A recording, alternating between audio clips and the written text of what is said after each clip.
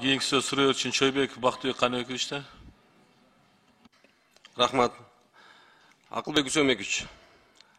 Алмазбек Акунжановичте Минтранстын замдарын, Минтранстын министрин тачатып бүттүк. Ушул жерде таластан шайланып келген депутаттар. Стратегиялык багыттагы өтмөк жолун быйыл салынабы, салынбай, ошого айтасызбы? Baktыбек Kanöкүч, рұқсат берсеңіз мен жооп берип коеюн. Өтмөк жолун бул жыл салынат. Баягы текущий бюджеттен да салынат. Андан сырткары биз баягы контракт ориентированный результат деген бир долбоорду дагы ишке ашырабыз деп пландаштырып жатабыз. Өтмөк ашуусу толугу менен ремонттолот.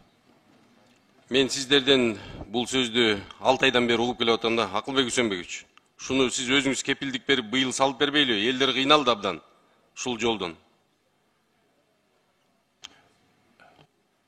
Biz alыбыз келишинче быйыл жолду салып атабыз да, алыбыз келишинче. Азыр жакын арада мына 40 миллион долларга чейин транспорт министрине улуксаат бердик.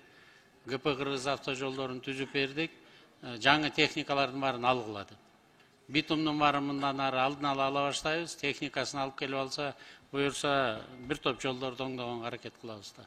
Анан дорожный фонд түзүп бердиңиздер, ошо жакшы иштебей атат. Негизи жолдордун баарын оңдой турган ушу дорожный фондда. Дүйнө жүзү боюнча 1 литр бензиндин баасы канча болсо, ошончо акча дорожный фондко барат. Ошо акчанын баары анан жолду жазайт да. Биз бүт баарын бюджеттин эсебинен жасап атабыз да. 1 миллион 415 миң машина болуп кетти. Түздөн түз биз 1 литрге өтөбүз жакын арада.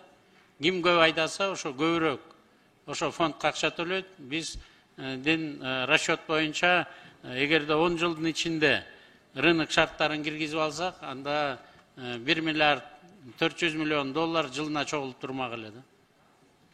Акылбек Үсөнбекович, ошону жолду азыр баштатып бербесек, азыр өзүңүздөр жазында барганда акыбалын көргөнсүз. Азыр эми кылбасак, анда биз Талас обласы баягы борбордон ажырап калат да, же бизде авиакаттам жок болсо, жалаң эле ушул бир жол менен ока ташты кылып атабыз да. Түндүк түштүктү кошуп аткан жол болуп атат. Аны баарыбыз билип атабыз, көрүп атабыз. Ошон үчүн ушуну көзөмөлдөп берип койсоңуз, Акылбек Үсөнбекович. Сураныч.